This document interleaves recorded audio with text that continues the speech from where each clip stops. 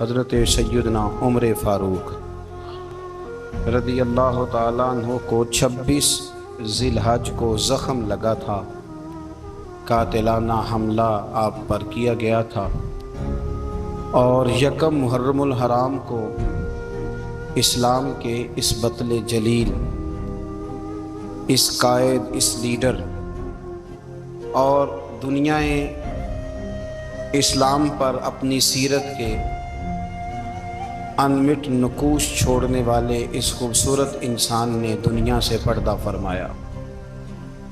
حضرت عمر فاروق رضی اللہ تعالیٰ عنہ ان لوگوں میں سے ہیں جو ابن الوقت نہیں ہوتے، ابو الوقت ہوتے ہیں، جو وقت کے مطابق نہیں بدلتے بلکہ وقت کو اپنے مطابق بدل دیا کرتے ہیں۔ یہ وہ لوگ تھے کہ دین ان کا اوڑھنا بچھونا تھا، ان کا چلنا پھرنا دین تھا، ان کا ہنسنا اور رونا دین تھا۔ انہیں علم الیقین سے لے کر عین الیقین تک ایک خاص مقام اللہ نے عطا کر دیا تھا، تو بس پھر یہ سمجھ گئے تھے کہ دین ہی زندگی ہے، دین ہی روح ہے، اور دین ہی ہماری اصل ہے۔ نبی کریم صلی اللہ تعالیٰ علیہ وسلم نے فرمایا کہ میں نے خواب دیکھا ہے، کچھ لوگوں کو میں نے قمیضیں پہنے ہوئے دیکھا، کچھ کی قمیضیں ناف تک تھیں، کچھ کی پیٹ تک تھیں، اور کچھ کی گھٹنوں تک تھیں۔ عمر میں نے تمہیں بھی دیکھا ہے، تمہاری قمیض تو پیروں سے ٹکرا رہی تھی۔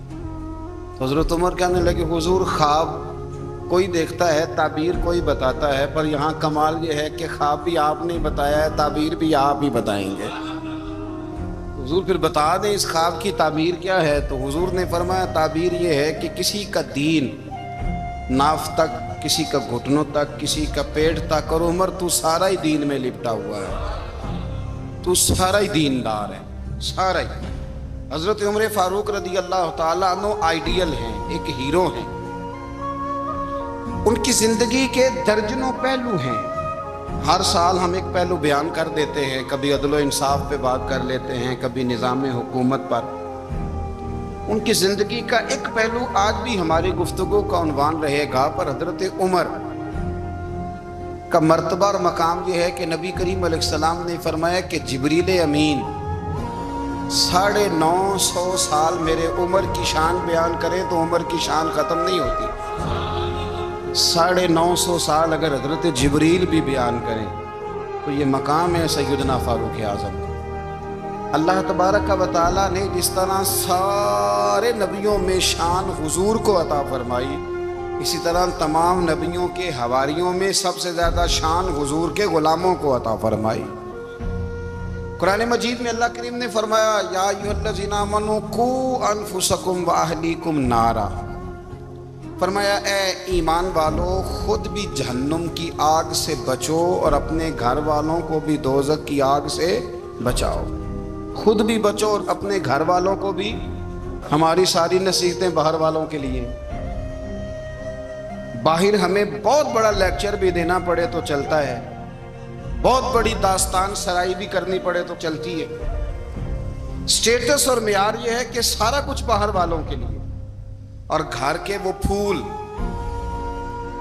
جن کی آبیاری بھی ہم نے کرنی تھی، کچھ جڑی بوٹیاں اور گائیں تو وہ کاٹنی بھی ہم نے خود تھی، دھوپ اور چھاؤں کا خیال بھی ہم نے رکھنا تھا، وہاں ہماری نظر نہیں ہوتی۔ پڑوسی کے بچے کیا کر رہے ہیں یہ سارا پتہ ہوتا ہے، اور میرے گھر میں کیا گل کھل رہے ہیں اس کی مجھے خبر نہیں ہوتی۔ حضرت عمر فاروق نے جب یہ آیت نازل ہوئی تو فوراً عرض کیا یا رسول اللہ صلی اللہ علیہ وسلم اس کا کیا مطلب ہے کہ خود بھی دوزخ کی آگ سے بچو اور اپنے گھر والوں کو بھی بچاؤ؟ تو نبی کریم علیہ السلام نے فرمایا عمر اس کا مطلب یہ ہے کہ جن چیزوں کا اللہ رسول تمہیں حکم دیتے ہیں تم اپنے گھر والوں کو ان چیزوں کا حکم دو، اور جن چیزوں سے اللہ رسول تمہیں منع کرتے ہیں تم اپنے گھر والوں کو بھی ان چیزوں سے منع کرو۔ حضرت عمر فاروق کی زندگی میں جو چیز آپ کو بہت زیادہ ملے گی نا، وہ یہ ہے کہ آپ نے جتنا کڑا احتساب محاسبہ باہر والوں کا کیا ہے نا، اس سے زیادہ بڑھ کے اپنا اور اپنے گھر والوں کا کیا ہے۔ یہ بڑا عجیب معاملہ ہے کہ ہم جتنے لوگ ہیں ہمارا معیار یہ ہے کہ سامنے والا غلط ہے اور میں ٹھیک, یعنی دوسرے کا بچہ گلی میں نظر آ جائے تو اس کی غلطیاں نکلنی شروع ہو جائیں گی. اور میرا بچہ سارا شہر گھوم آئے ایک ٹائر پہ موٹر سائیکل پہ, تو ہم کہتے ہیں کہ ابھی بچہ ہے, انشاءاللہ سیانا ہو جائے گا. اگر ابا جی آج تک سیانے نہیں ہوئے اس کو سمجھا لیں, تو پھر بیٹے کا سیانا ہونا تو ہو سکتا ہے کہ وہ 60-70 سال لگ ہی جائیں. گھر کے اندر جب تک توجہ نہیں ہوتی, اور سب سے پہلے جب تک اپنی ذات پر توجہ نہیں ہوتی, میں کہا کرتا ہوں کہ باہر لیکچر چلتا ہے, گھر میں عمل چلتا ہے. لیکچر باہر چلتا ہے, گھر کے اندر عمل چلے گا. باہر تو آپ نے کہہ دیا نماز پڑھا کرو, ختم ہو گئی بات. لیکن گھر میں بچے نماز تب پڑھیں گے جب ان کے والد نماز پڑھیں گے.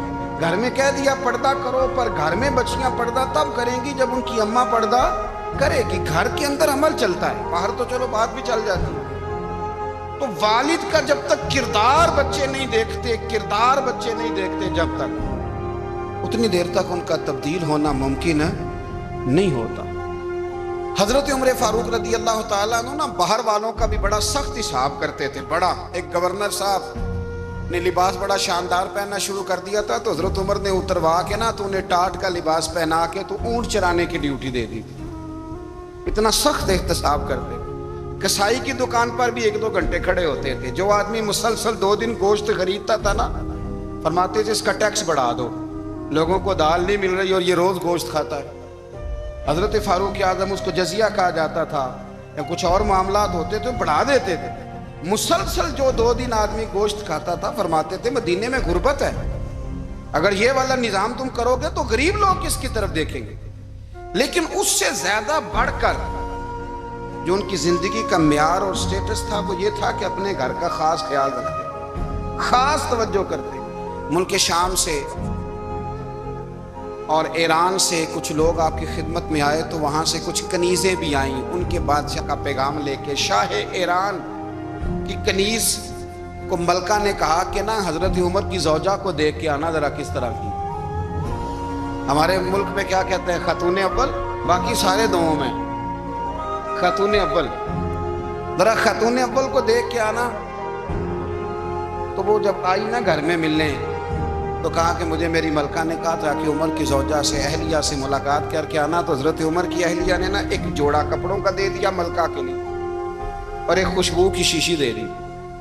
اب جب وہ تحفے وہاں گئے تو اس ملکہ نے نا کچھ سونے کا سامان بھیجا, کچھ زیورات بھیجے, کچھ تحائف بھیجے. جب حضرت عمر کے گھر آئے نا, وہ خادم لے کے آیا, اس نے کہا جی آپ کی اہلیہ نے تحفے بھیجے تھے. تو جواب میں شاہ ایران کی بیوی نے, یہاں جس ملک کا وہ سفیر تھا, انہوں نے بھی یہ بھیجے. حضرت عمر فاروق نا وہ تحفے لے کے گھر گئے, تو جا کے کہنے لگے اپنی اہلیہ سے, یہ تو کب سے تحفے تحائف بھیجنے لگ گئی ہے, یہ کب سے نظام شروع ہو گیا؟ تو کہ حضور تحفہ دینا لینا تو ٹھیک ہے, سنت ہے, محبت بڑھتی ہے, تو یہ کوئی قباحت نہیں, اور میں نے اپنی ذاتی استعمال کے لیے جو چیزیں رکھی تھی وہ میں نے دی ہیں. تو حضرت عمر فاروق رضی اللہ تعالیٰ عنہ فرمانے لگے, ہم نے کسی ملک کے ساتھ اور اس کے بادشاہ کے ساتھ ذاتی تعلق نہیں بنانا. تعلق جو بھی بنے گا رسول اللہ کے دین کی برکت سے بنے گا. ذاتی رشتے نہیں ہم نے قائم کرنے. ذاتی آپ کے ملک کی جو ایئر لائن جس کا ہر سال خسارے کا ڈنڈورا پیٹا جاتا ہے نا, وہ ہمارے بادشاہ صاحب اور صدر صاحب اگر غیر ملکیوں کو گھوڑا کبھی بھیجنا ہو نا, گھوڑا, تو پورا ایک جہاز گھوڑا لے کے تحفے میں جاتا ہے. پورا جہاز غریب قوم کا یہ سرمایہ, اور قوم بڑی بادشاہ ہے, لائنوں میں لگ کے ووٹ دیتی ہے. 2 کام ہمیشہ لائن میں لگ کے کرنے, ایک بل لائن میں لگ کے جمع کرانا ہے, اور ایک ووٹ لائن میں لگ کے, تاکہ پھر پورے 5 سال لائن میں ہی لگے رہیں. مرضی سے آپ ووٹ دینا, پر جو بات درست ہے اس کو سنو. حضرت عمر فاروق رضی اللہ تعالیٰ عنہ نے اپنی اہلیہ سے پوچھا کتنے کا تھا وہ تیرا جوڑا اور خوشبو کی شیشی؟ انہوں نے کہا 3 دینار کی. فرمایا یہ 3 دینار تیرے, اور باقی جو تحفے آئے ہیں وہ تو خود کہہ, چونکہ اس نے تیرے نام بھیجے ہیں, تو کہہ کہ میں مال غنیمت میں دیتی ہوں, تو کہہ میں مسلمانوں کو کہہ. تو زوجہ ہنس پڑی, کہنے لگی میں نہ بھی کہوں تو مجھے کہنا تو پڑے گا ہی, کہنا تو میں نے ہے ہی, کیونکہ سامنے عمر فاروق ہیں, لہذا فرمایا کہہ دیتی ہوں میں نے دیا خزانے کو. حضرت عمر نے جمع کرا لیا. میں یہ کیا بات ہوئی, میرے گھر والے جو مرضی کریں, ان کا معیار زندگی جس طرح کا مرضی ہو. اور حضرت عمر ایک جملہ کہا کرتے تھے, اللہ کرے کہ یہ باتیں اس دور حاضر میں ہماری سمجھ میں آئیں۔ حضرت عمر فاروق رضی اللہ تعالیٰ عنہ اپنے بچوں کو فرمایا کرتے تھے کہ بہت آدمی کو بھوک لگی ہو نا، اور پھر اس کی پسند کا کھانا پکا ہو، جتنے شوق سے وہ اس کھانے کو دیکھتا ہے نا، فرمایا اس طرح پوری قوم اپنے بادشاہوں کے خاندان کو دیکھتی ہے، اس تیزی کے ساتھ دیکھتے ہیں کہ ان کے گھر میں کیا ہو رہا، ان کا معیار زندگی کیا ہے، ان کا سٹیٹس کیا ہے۔ آپ کے بچے دونوں کاروبار کے لیے مصر گئے، ایک بہت بڑا قافلہ گیا مدینے سے مصر تجارت کے لیے، تو یہ گئے تجارت کے لیے، تو حضرت عبداللہ ابن عمر اور حضرت عبید اللہ ابن عمر، حضرت عمر کے دونوں بیٹے گئے۔ جناب عمر فاروق کے بچے جب وہاں پہنچے تو مصر کے گورنر نے نا لوگوں کو تعارف کرایا کہ یہ عمر فاروق کے بیٹے ہیں۔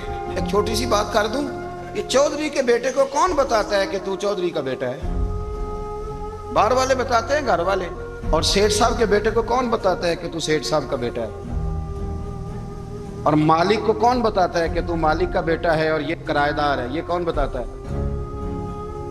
یہ سوچ ہم دیتے ہیں بچوں کو۔ چودھری اور کمی کی سوچ، امیر اور غریب کی سوچ، مالک اور کرایہ دار کی سوچ، گھر کے مالک کی اور کام کرنے والے کی سوچ، یہ ہم دیتے ہیں۔ یاد رکھنا، یہ ہم دیتے ہیں، یہ ہمارا مزاج ہے، یہ باہر سے نہیں آتی۔ تو کوئی شہزادہ ہے، تو سیٹھ ہے، تو نواب ہے، یہ سوچ باہر سے نہیں آتی، یہ اماں سوچ دیتی ہے، اماں، یہ ابا سوچ دیتا ہے۔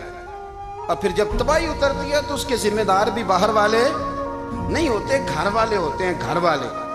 ہمارے بچوں کی طبیعتوں پر زیادہ نقش باہر والوں کا نہیں ہوتا، گھر والوں کا ہوتا ہے، یاد رکھیے گا۔ حضرت عمر فاروق رضی اللہ، بچے ہیں، شہزادے ہیں، وہ کاروبار کرنے گئے اور وہاں بتایا گورنر صاحب نے کہ یہ فاروق اعظم کے بچے، امیر المومنین کے۔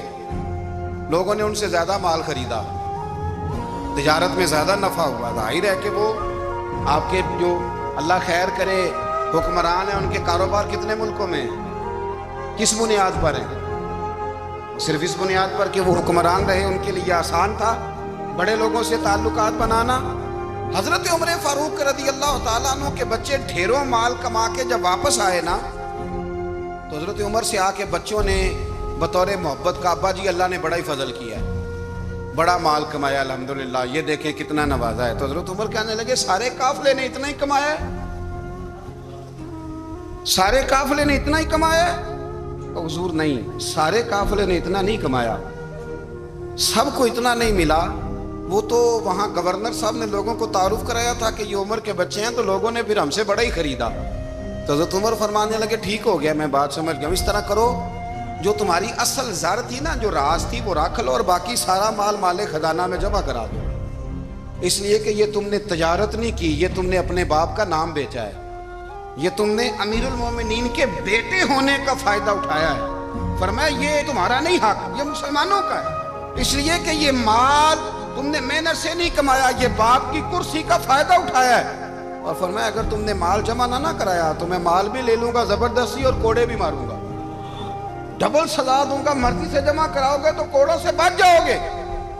بڑے بیٹے نے تو جمع کرا دیا، تو چھوٹا تھوڑا پریشان ہوا۔ تو حضرت عبداللہ ابن عمر چھوٹے بھائی کا ماتھا چوم کے کہنے لگے بیٹے چپ کر کے جمع کرا، یہاں بھی فخر کر کے ہم عمر کے بیٹے ہیں، اور قیامت میں بھی فخر کریں گے کہ ہم فاروق اعظم کے بیٹے ہیں۔ یہاں بھی ناز کریں گے اور وہاں بھی ناز کریں گے کہ عمر کے بچے ہیں۔ ہمارے باپ نے خود بھی حلال ہی کھایا ہے، اور جب ہماری کمانے کی باری آئی ہے تو ہمیں حکم بھی حلال کھانے کا دیا۔ بھائی ہمارا مزاج نہیں۔ بچہ جب لے کے آتا ہے 2 لاکھ روپیہ تو کبھی پوچھا کہاں سے آیا ہے؟ جب وہ پہلے دن غلط دوستوں کے پاس جا کے بیٹھتا ہے تو کبھی نکالا گھر سے اسے؟ یہ بہت سارے خمیازے ہمیں اس لیے بھگتنے پڑتے ہیں کہ ہم ابتدا میں سوراخ بند نہیں کرتے، جب اس میں شگاف پڑ جاتا ہے، سیلاب آتا ہے تو ہمیں ہوش آتی ہے۔ حضرت عمر نے اپنے گھر میں نگرانی رکھی، کڑی نگرانی۔ زیادہ نماز گھر میں پڑھتے تھے حضرت عمر، نفلی نمازیں زیادہ کیوں بھلا؟ میرے صاحب مجھے حکم دیتے تھے کہ فرض نماز کے علاوہ نمازیں گھر میں پڑھنا، بچوں کو عادت پڑے گی، ذوق پیدا ہوگا، ان کو پتہ چلے گا کہ ہمارے گھر میں 5 وقت کوئی اور کام بھی ہوتا ہے۔ بھائی یاد رکھیں کہ آپ نے اگر سجدہ کرنا ہے تو بچہ لیٹ جائے گا، اسے پتہ کوئی نہیں سجدہ کیا ہے، لیکن جب گھر میں کبھی قرآن ابا جی کھول لینا، میں اکثر کہتا ہوں جب ابا جی کا موڈ بن جائے نا لیکچر دینے کا، وہ گھر میں شروع ہو جاتے ہیں، کہتے ہیں آپ لوگ نماز نہیں پڑھتے اس لیے میرے کاروبار میں برکت کوئی نہیں، تم سویرے قرآن پاک نہیں کھولتے تو میں تباہ ہو گیا۔ تو میاں آپ نے کب گھر میں قرآن پاک کھولا تھا؟ آپ نے کب نماز پڑھی؟ آپ نے کب گھر کے اندر اللہ رسول کا ذکر کیا تھا؟ آپ نے کب حدیث چھیڑی؟ آپ نے بھی تو گھر کے اندر جب بھی آپ آئے ہیں تو آپ نے وہی کچھ کیا جو دنیا دار کرتے ہیں۔ آپ بھی تو اپنا موبائل لے کے الگ کونے میں بیٹھ گئے، آپ نے بھی تو کہا ہے کہ اب تمہارے چینل ختم، اب میری مرضی والا چلے گا۔ تو جو آپ نے کیا ہے بچے بھی وہی کام کریں گے۔ آپ نے بھی گپ شپ لگائی ہے تو وہ بھی لگا رہے ہیں۔ یہ سمجھ لیں جو کام آپ کریں گے آپ اپنے بچوں کی سیرت میں اس کا جلوہ دیکھ لیں گے۔ بڑی پکی سی بات ہے کہ آپ کو بچے کی عادتیں دیکھ کے سمجھ آ جائے گی کہ میں بھی یہی کرتا تھا اور یہ بھی۔ حضرت عمر فاروق رضی اللہ تعالیٰ عنہ وصال فرما گئے تو آپ کے وصال کے بعد حضرت عثمان غنی رضی اللہ تعالیٰ عنہ نے آپ کی ایک بیوہ سے نکاح کیا، حضرت عمر کی ایک بیوہ سے۔ جب وہ آپ کے نکاح میں آئی تو کہنے لگی حضرت عثمان غنی سے کہ حضور نہ تو میں خوبصورت ہوں اور نہ میں جوان ہوں، نہ آپ کی کوئی خدمت کر سکتی ہوں، میرے ساتھ نکاح کرنا سمجھ میں نہیں آیا۔ کیا شاندار جواب دیا حضرت عثمان غنی نے، کیا خوبصورت جواب دیا۔ فرمانے لگے میں نے اس لیے نکاح نہیں کیا کہ مجھے تمہارے حسن سے دلچسپی تھی یا تمہاری خدمت کی ضرورت تھی، میں نے تو اس لیے نکاح کیا ہے کہ مجھے بتاؤ عمر فاروق گھر کے اندر اپنے رب کی عبادت کس طرح کرتے تھے، وہ قرآن پاک کس طرح پڑھتے تھے، وہ رویا کیسے کرتے تھے، استغفار کا طریقہ کیا، کس وقت کس انداز میں وہ اپنے رب کو یاد کرتے تھے۔ اس لیے کہ عمر کئی دفعہ گھر سے آتا تھا تو میں اس کے چہرے پر نور دیکھا کرتا تھا، میں روشنی دیکھتا تھا، ایک معیار دیکھتا تھا۔ نکاح اس لیے کیا ہے کہ مجھے عمر کی جو گھر کے اندر کی عبادت ہے اس سے آگاہ کرو، تاکہ عثمان غنی بھی چاہتے ہیں اس طرح کے عمل کرو جس طرح کہ عمر فاروق کر کے گئے۔ بھائی جب تک ہم اپنے گھر میں وہ توجہ نہیں دیں گے، وہ مزاج دیکھیں نا، ہمارے گھروں میں جب نقشہ پاس ہوتا ہے تو ٹی وی لان بھی اس میں ہوتا ہے، ڈرائنگ روم بھی ہوتا ہے، نماز کی جگہ بھی ہوتی ہے نقشے میں۔ صحابہ جب گھر بناتے تھے تو ایک مسجد بیت کا نقشہ پاس کرتے تھے، ذہن میں رکھتے تھے کہ یہ کونا نماز کے لیے، وہاں جوتے لے کے کوئی نہیں جائے گا، وہاں نماز پڑھی جاتی تھی، عورتیں وہاں اعتکاف کرتی تھی۔ ٹی وی لان تو آ گیا ہے اور گھر کے اندر ٹی وی رکھنے کے لیے تو ایک کمرہ الگ سے بنا دیا گیا ہے، اور اب جو نئے نقشے پاس ہو رہے ہیں اس کے اندر گھروں کے اندر جگہ بنائی گئی ہے جہاں کمپیوٹر رکھے جائیں، اور بچوں کے لیے وائرنگ ہوگی نیچے تاکہ انہیں کوئی مشکل درپیش نہ ہو۔ یہ ساری چیزیں ہم نے نہانے کے لیے گھروں کے اندر اتنے بڑے واش روم بنائے ہیں کہ لگتا یہ ہے کہ سوائے نہانے کے اور کام ہی نہیں کوئی گھر میں ہوگا، ہر چیز آ گئی۔ اور اللہ کرے کوئی تفسیر بھی ٹیبل پہ پڑی نظر آئے، کوئی حدیث کی کتاب بھی ٹیبل پہ پڑی نظر آئے۔ اللہ کرے کہ جس طرح ابا لطیفہ سن کے آتا ہے تو جب تک سنا نہ لے اسے ہضم نہیں ہوتا، اللہ کرے کہ وہ جمعے میں بیان سن کے جائے تو اس کا بھی دل کرے میں اپنے بچوں کو سناؤں۔ وہ نبی پاک کی کوئی حدیث کہیں سے سنے تو گھر جا کے سنائے۔ جب تک یہ معیار نہیں بنتا آپ کیسے توقع کرتے ہیں کہ گھر کے اندر اللہ کی رحمت نازل ہوگی؟ آپ یہ کیسے توقع کرتے ہیں کہ گھر کے اندر وہ معیار اور وہ مزاج بنے گا؟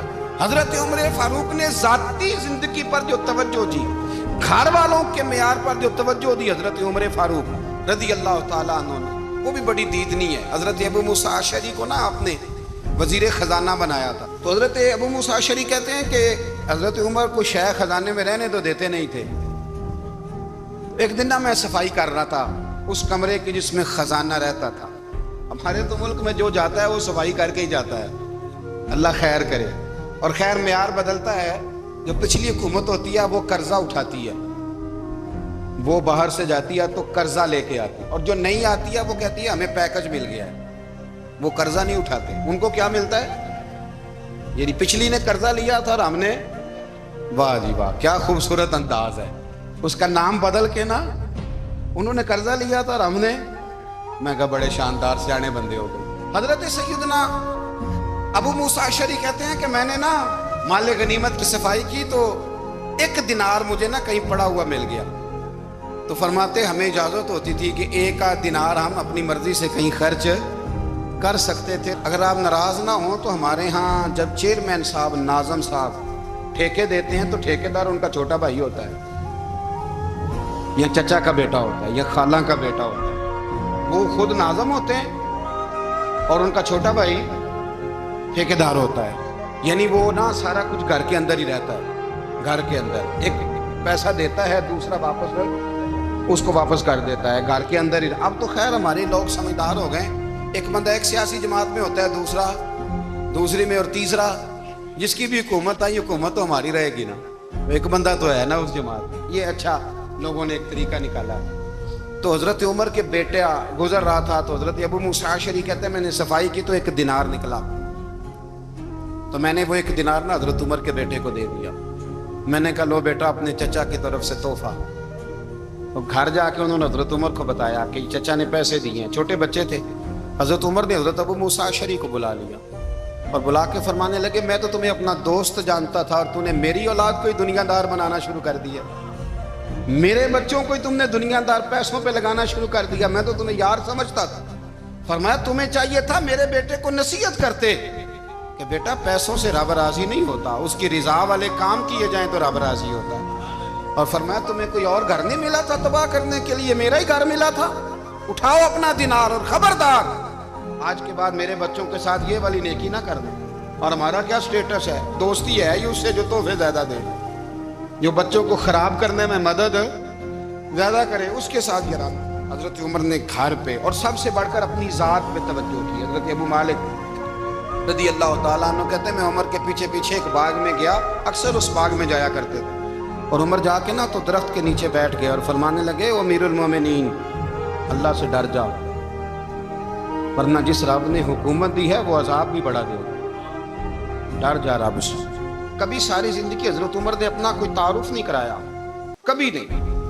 ایک بندے نے آپ کے سامنے تعریف کر دی آپ کی تو فرمانے لگے تو خود بھی ہلاک ہوا اور مجھے بھی ہلاک کر دیا، کیا ضرورت پڑی ہے میری تعریفیں کرنے کی، اتنی دیر میری تعریف میں لگائی، اللہ کا ذکر کرتا رب تجھے ثواب دیتا، حضور پہ درود پڑھتا تو رب تیرے اوپر رحمتیں نازل کرتا، کس چکر میں ہے؟ آج جتنا اچھی کوئی خوشامد کرے اتنی اچھی وزارت ملتی ہے، جتنی اچھی اس کو جو ہے وہ چاپلوسی کرنی آیا درجہ بھی اسے اتنا ہی اچھا ملتا ہے۔ حضرت عمر فاروق رضی اللہ تعالیٰ عنہ آپ کے بیٹے کہتے ہیں، صاحب فتوح الشام نے لکھا ہے، آپ کے صاحبزادے کہتے ہیں میں نکلا تو میرے ابا جی نا اپنی پشت پر مشکیزہ رکھ کے کنویں سے پانی بھر کے آ رہے، میں دوڑ کے آگے گیا، میں نے کہا ابا جی مجھے دے دے۔ فرمانے لگے بیٹا تیرا کیا خیال ہے، کوئی اور نہیں تھا مشکیزہ بھر کے لانے کے لیے، تیرا کیا خیال ہے؟ کہا ابا جی بڑے لوگ تھے پر آپ کیوں اٹھا رہے ہیں؟ فرمانے لگے نفس نا ذرا میرا بڑا ہو گیا تھا، اسے ذرا ذلیل کر رہا ہوں، ذرا اپنا محاسبہ کر رہا ہوں، یہ مجھے کہہ رہا تھا تو بڑی چیز ہے، تو میں نا ابھی مشکیزہ گھر رکھ کے آؤں گا، پھر تیری ماں نے مجھے کہا ہے کہ گھر میں لکڑیاں کوئی نہیں جلانے کے، پھر میں جنگل سے لکڑیاں کاٹ کے لاؤں گا، امیر المومنین بن کے نا تو میرا نفس تھوڑا بڑا ہو گیا۔ اب یقین کریں ہمارا ہاضمہ خراب ہو جاتا ہے جب تک ہمارا تعارف صحیح نہ ہو، ہمارا تعارف ٹھیک نہ ہو، میں یہ ہوتا ہوں میں وہ ہوتا ہوں، چھوڑ مٹی دیں تے مٹی رہنا ہی، مٹی دیں تے مٹی دیں تے مٹی رہنا ہی، ایویں کادی بلے بلے اج مٹی دے اتے بندیا تے کل مٹی دے تھلے، مٹی دیں تے مٹی رہنا ہی، کادی بلے، مجھے پوچھ لو مجھے جان لو میرا نام لے لو، میں بھی آیا ہوں، میں بھی ہوتا ہوں، میرا بھی یہ تذکرہ ہے۔ جس کو اپنا تعارف کرانا پڑ گیا اس سے بھی زیادہ کمزور کوئی ہے، فوٹو میں دکھاتا پھرتا ہے فلانے کے ساتھ فوٹو فلانے، تو کمزور بندے یہ کام کرتے۔ حضرت عمر فاروق اللہ اکبر، حضرت عمر جیسا بندہ 24 لاکھ مربع میل کا حکمران، اور شاہ روم کو خط لکھ کے کہتا ہے میں منت نہیں کرتا میں حکم دیتا ہوں، نہ تگڑا بندہ۔ جنگ قادسیہ کے لیے حضرت سعد بن ابی وقاص کو بھیجا، فتوح الشام پڑھ کے دیکھیں، حضرت عمر بڑے پریشان ہیں، اتنے دن ہو گئے کوئی رپورٹ ہی نہیں آئی، اب تو موبائل ہے نا، ایک منٹ کی رپورٹ لیں آپ، بلکہ آپ 1 منٹ کی فوٹو لیں، آپ رپورٹ تو دور رہ گئی۔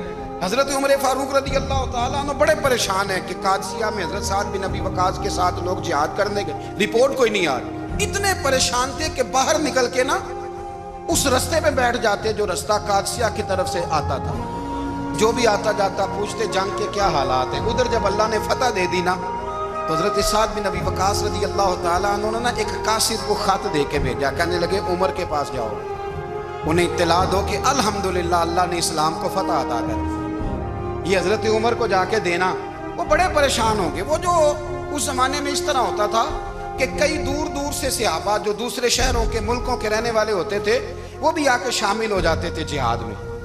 کوئی ایک دفعہ مدینے آیا, کوئی 2 دفعہ آیا, پھر اپنے اپنے علاقوں میں. بہت سارے لوگوں نے زیادہ دفعہ حضرت عمر کو دیکھا بھی نہیں تھا. وہ جو قاصد خط لے کے آیا تھا نا, اس نے 1 دفعہ دیکھا تھا. حضرت عمر بوڑھے ہو گئے, وہ پہچانتا نہیں تھا. ادھر سے وہ خط لے کے آ گیا. حضرت عمر مدینے سے باہر نکل کے اس روڈ پہ بیٹھے تھے جو قادسیہ سے آتا تھا. جب وہ اس آدمی کو آتے دیکھا تو حضرت عمر اٹھ کے کھڑے ہو گئے, فرمانے لگے قادسیہ سے آ رہے ہو؟ وہ کیا کہتا ہے؟ پھٹے پرانے کپڑے, ٹوٹے ہوئے جوتے, سر پہ پرانی پگڑی. کہنے لگے غلام مدینے کے رہنے والے ہو؟ حضرت عمر کہنے لگے ہاں مدینے کا ہوں. کہا میں قادسیہ سے آیا ہوں, الحمدللہ اللہ نے اسلام کو فتح دے دی ہے, الحمدللہ کفر کی کمر ٹوٹ گئی ہے. اس نے یہ بات کر کے تو گھوڑے کو ایڑی لگائی, گھوڑا دوڑنے لگا مدینے کے. حضرت عمر بھی ساتھ ساتھ دوڑ رہے ہیں. فرمانے لگے اچھا بتاؤ خالد بن ولید کا کیا حال ہے؟ تھوڑا آگے جا کے فرمانے لگے اسامہ بن زید کیسے ہے؟ وہ کہتے ہیں ٹھیک ہے. پھر اس نے اور گھوڑا, عمر ساتھ ساتھ دوڑ رہے ہیں, ساتھ ساتھ. 24 لاکھ مربع میل کا حکمران, ایک جوتا پیر سے نکل گیا, عمر دوڑ رہے ہیں. آگے جا کے پوچھتے ہیں سعد بن ابی وقاص کا کیا حال ہے؟ کہ حضور وہ بھی ٹھیک ہے. کتنے لوگ میرے شہید ہو گئے مسلمانوں میں سے؟ کہنے لگا صحیح گنتی کا نہیں پتا. یہ لفظ ادا ہوتے ہوتے مدینے کی سرحد آ گئی. لوگوں نے عمر کو گھوڑے کے ساتھ دوڑتے دیکھا تو کہا امیر المومنین کیوں دوڑ رہے ہیں؟ وہ غلام چھلانگ لگا کے نیچے آیا, قدموں میں بیٹھ گیا. کہنے لگا حضور آپ نے بتایا ہی نہیں آپ امیر المومنین ہیں. آپ فرمانے لگے کیا بتاتا؟ میں تو اونٹ چلانے والے کا پتر ہوں, کیا بتاتا؟ وہ عمر ہوں جس نے اپنے گناہوں کا حساب دینا ہے, کیا بتاتا؟ جو سعد بن ابی وقاص کو جہاد پہ بھیج کے خود بزدلوں کی طرح گھر میں بیٹھا ہے, کیا بتاتا؟ کوئی حیثیت نہیں, کوئی طور. تو نے اچھا کیا, تو مجاہد تھا, مجھے ساتھ ساتھ دوڑایا, تو نے اچھا کیا. جتنے لوگ تھے چیخیں مار کے رونے لگے. حضرت فاروق اعظم سے کہنے لگے عمر جب تک تیرے جلوے رہیں گے اللہ کامیابیاں ہی عطا فرمائے گا, جب تک تیرا رنگ رہے گا اللہ تعالیٰ نوازتا ہی رہے گا. کچھ نہیں کبھی اپنا آپ ظاہر ہی نہیں کیا. بہت بڑے تھے, بہت بڑے تھے حضرت عمر, بڑے تھے. حضرت ابو رافع غلام تھے, قرآن پاک بڑا سونا پڑھتے تھے. حضرت عمر جب بھی انہیں ملتے کہتے ابو رافع تو عمر سے اچھا ہے, قرآن بڑا شاندار پڑھتا ہے. تو وہ کہتے حضور اگر میں قرآن صحیح پڑھتا ہوں تو آپ کو قرآن کی تشریح زیادہ صحیح آتی, آپ بھی تو مجھ سے افضل ہیں. تو آپ فرماتے نہیں پھر بھی تو مجھ سے افضل ہے. کیوں؟ اس لیے کہ تو اپنے آقا کی نوکری بھی ٹھیک کرتا ہے اور رب کی عبادت بھی ٹھیک کرتا ہے, اور مجھے خالی صرف عبادت کرنی ہوتی ہے وہ بھی ٹھیک نہیں کر پاتا. ساری زندگی اپنا محاسبہ, ساری زندگی اپنے گریبان میں دیکھا, ساری زندگی اپنے آپ کو پرکھا, اپنے آپ کو ٹٹولا. 62 سال عمر بیت گئی. حضرت حذیفہ بن یمان ایک صحابی تھے, میرے نبی کریم علیہ السلام نا ان سے راز کی باتیں کرتے تھے. ہر بندے کا ہاضمہ ٹھیک نہیں ہوتا, سب سے راز کی بات نہیں کرنی چاہیے. حضرت حذیفہ بن یمان کہتے ہیں حضور راز کی باتیں بتا دیں. مدینہ منورہ میں جو منافقین تھے ان کی لسٹ بھی نبی پاک نے حضرت حذیفہ بن یمان کو دی تھی. جب کوئی مشکوک آدمی مر جاتا نا تو صحابہ کہتے ہیں ہم دیکھتے اگر حضرت حذیفہ نے جنازہ پڑھا ہے تو ہم بھی جنازہ پڑھ لیتے. نبی پاک نے بھی کچھ جنازے نہیں پڑھے. ترمذی میں ہے فرمایا عثمان سے جو بغض رکھے اس کا جنازہ نہیں پڑھیں گے. حضرت حذیفہ بن یمان اگر جنازہ پڑھتے تو لوگ پڑھتے, وہ نہ پڑھتے تو لوگ جنازہ نہ پڑھتے. حضرت حذیفہ بن یمان کہتے ہیں جناب عمر فاروق کی خلافت کے آخری ایام تھے, کچھ دنوں کے بعد وہ شہید ہو گئے. فرماتے آدھی رات کا وقت تھا, میں گھر میں سویا تھا بڑا بے فکر, اچانک میرے دروازے پہ دستک ہوئی, میں گھبرا کے اٹھا. اتنی رات کو کون آیا؟ کہتے ہیں قربان جاؤں, دروازے پہ گیا تو امیر المومنین فاروق اعظم دروازے پہ. میں نے کہا عمر کوئی حکم تھا تو مجھے بلا لیتے. کہنے لگے میں نا امیر بن کے نہیں آیا, تیرا ویر بن کے آیا. امیر المومنین کی حیثیت سے سرکاری کام سے بلاتا تو وہاں بلاتا, مجھے ایک ذاتی کام پڑ گیا. کہتے میں نے عمر کو گھر کی اندر بلا کے چارپائی پہ بٹھایا. میں نے کہا حضور میں غریب آدمی, میں کیا آپ کے کام آ سکتا ہوں؟ تو کہتے ہیں انہوں نے نا مجھے ساتھ بٹھا لیا, پھر میرا ہاتھ پکڑ لیا. کہنے لگے تو عمر کو جانتا ہے؟ عمر جھوٹ نہیں بولتا. تو جانتا ہے عمر وعدوں کا پکا ہے؟ کہا حضور جانتا ہوں. کہا میں اس وقت آیا ہوں جب دیکھ بھی کوئی نہیں رہا. حضرت حذیفہ بن یمان کہتے ہیں پریشان ہو گیا, حضور پہلیاں نہ بجھوائے, مہربانی کر بتائیں کدھر آئے ہیں. हज़रत उमर फारूक फरमाने लगे 62 साल का हो गया हूँ, 63 में चल रहा है, दाढ़ी सफेद हो गई है, फल पक गया, उठ फरीदा सुत्या, दाढ़ी आ गई पूर, अग्गा नेड़े आ गई, पिछा रह गया दूर। अब कब्र अशर का मामला साफ नजर आने लगा है। कहा हुजूर मुझसे क्या चाहते हैं? हज़रत उमर रो पड़े, कहने लगे आज मैं इशा के बाद निकला हूं तो नबी पाक के सहाबा मुझे नेक कह रहे थे, फिर मैंने बच्चों की माँ से और बच्चों से भी पूछा है, वो भी मुझसे राजी हैं, पर उजाफा तेरे साथ नबी पाक राज की बातें करते थे, सच बता कहीं उमर का नाम मुनाफिकों में शामिल तो नहीं? सच बता उन मुनाफिकीन में तो शामिल नहीं, कहीं ऊपर से तो नहीं सारा कुछ? हजरत उजाफा बिन यमान कहते हैं मैं बाप के मरने पे इतना नहीं रोया जितना उमर के सवाल पे रोया। मैं कदमों में बैठ गया, मैंने कहा नहीं उमर ये तो मैंने नहीं सुना, लेकिन ये मैंने नबी पाक से ज़रूर सुना है कि मेरे बाद अगर कोई नबी होता तो उमर इब्ने खत्ताब होता। ये मैंने अपने कानों से सुना है कि उमर जिस गली से गुजरे शैतान रास्ता बदल जाता है। ये मैंने अपने कानों से सुना है कि 950 साल हजरत जिब्रील जनाब उमर की शान बयान करें तो फिर भी बयान नहीं हो सकता। ये मैंने ज़रूर सुना। दोस्तों सारी ज़िंदगी हजरत उमर ने अगर दूसरों का मुहासबा किया तो अपना और अपने बच्चों का भी कड़ा ख्याल रखा, अपनी ज़ात पर बड़ी तवज्जो दी। जो लोग अपना भूल जाते ना, हमें अपनी सेहत का बड़ा ख्याल है लेकिन अपनी रूहानी ज़िंदगी का कोई ख्याल नहीं है, कल्बी ज़िंदगी का कोई तसव्वुर नहीं है। आप यकीन करें मोटा आदमी कमज़ोर होने के लिए जद्दोजहद कर रहा है, कमज़ोर ताकतवर होने के लिए, लेकिन जिसको कितने दिन बीत गए अल्लाह रसूल की याद में रोया ही नहीं, कितने दिन बीत गए ना सुनने को दिल ही नहीं चाहा, जिसे महीनों बीत गए और कुरान पाक की तरफ नजर ही नहीं गई, वो फिक्रमंद ही नहीं। जिंदगी जिंदा दिली का नाम है, मुर्दा दिल क्या खाक जिया करते हैं। भाई हजरत उमर की जिंदगी दौरे हाजिर में हमें यह सबक देती है कि कड़ी निगरानी रखो अपने पौधों की, कड़ा ख्याल रखो अपने जाती बाग का, और ये जो तुम्हारे दिल की दुनिया है, ये तुम्हारी रूह की जिंदगी है, इसका मुहासबा करते रहो। नबी करीम अलैहिस्सलाम ने फरमाया अपना हिसाब खुद कर लो कबल इसके कि तुम्हारा हिसाब किया जाए। अपना हिसाब हम सारी दुनिया का हिसाब करते फिरते हैं, कोई कहाँ से कमाता है कहाँ खाता है, पर अपना हिसाब हुजूर ने फरमाया हिसाब कर लो कबल इससे कि तुम्हारा हिसाब। मौला अली फरमाते हैं नमाज पढ़ लो कबल इसके कि तुम्हारी नमाज पढ़ी जाए। अपना मुहासबा करें, थोड़ा सा ना ऊपर दाएं बाएं देखने की बजाय थोड़ी सी गर्दन झुका के ना, दरवेश कहते हैं बुरे बंदे नु मैं लभन टुरिया ते जग ते मिलिया ना कोई, अपने अंदर झाती पाई ते मैथों बुरा ना कोई। थोड़ी सी अपनी तरफ तवज्जो दें। हम ना बेचैन वक्त गुजार रहे हैं, बेकरार हैं, बेसुकून हैं। सबब यह है कि हमने ना अपना हिसाब करना छोड़ दिया है।